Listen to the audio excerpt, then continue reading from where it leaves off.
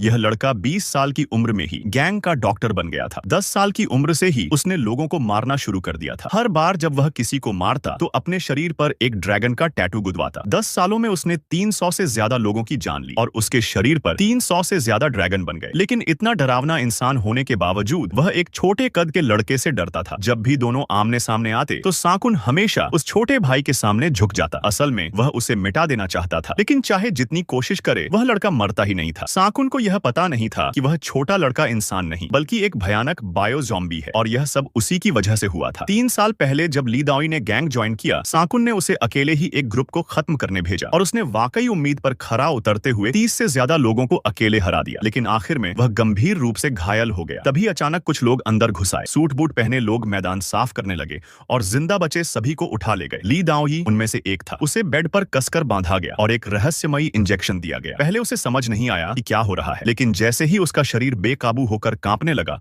उसे एहसास हुआ कि उसे प्रयोग का हिस्सा बना दिया गया है। अब देर हो चुकी थी। कुछ देर बाद उसकी बाईं आंख नीली हो गई और सीने पर कोडिंग जैसी एक निशानी उभर आई। असल में ये लोग कोरिया के एक गुप्त संगठन के थे। वे जापान के खूनखार ज़ॉम्बीज का मुकाबला करने के लिए बायो ज़ॉम्बीज बनाना चाहते थे, लेकिन वे हमेशा असफल रहे। जापान ने सफलतापूर्वक अपने ज़ॉम्बीज बना लिए थे। नतीजा यह हुआ कि कोरिया के असफल प्रयोगों की लाशें इतनी बढ़ गईं कि दफनाने की जगह भी नहीं बची। आखिरकार उन्हें सुअर के फार्म पर फेंक दिया गया और सुअरों का चारा बना दिया गया। लेकिन किसी ने सोचा भी नहीं था कि मरा हुआ ली दाओई वहीं दोबारा जिंदा हो जाएगा। वह एक बायो ज़ॉम्बी बन चुका था। लाशों के ढेर से उठते ही उसे गुस्सा आ गया। उसके बाद वह गायब हो गया। उसे सामने लाने के लिए करियांग ने उसकी पत्नी और बच्चों को मार डाला। यह सुनकर ली दाओई ने बदला लेने का फैसला किया, लेकिन करियांग कहाँ है यह उसे पता नहीं था। काफी खोजबीन के बाद उसे फिलीपींस में सुराग मिला। वह पुलिस इंस्पेक्टर से मिला, जिसने बताया कि जल्द ही कोरिया कुछ कैदियों को वापस भेजने वाला है। ली दाओई ने तुरंत इंस्पेक्टर को मार डाला और जेल चला गया ताकि कैदियों के साथ उसे भी कोरिया भेजा जा सके। उसे लगा कि कोरिया पहुंचकर वह क्यांग को ढूंढ लेगा, लेकिन किस्मत से जहाज पर ही उसकी मुलाकात साकुन से हो गई, जो अभी अभी जेल से भागा था। इसी बीच साकुन के खूनी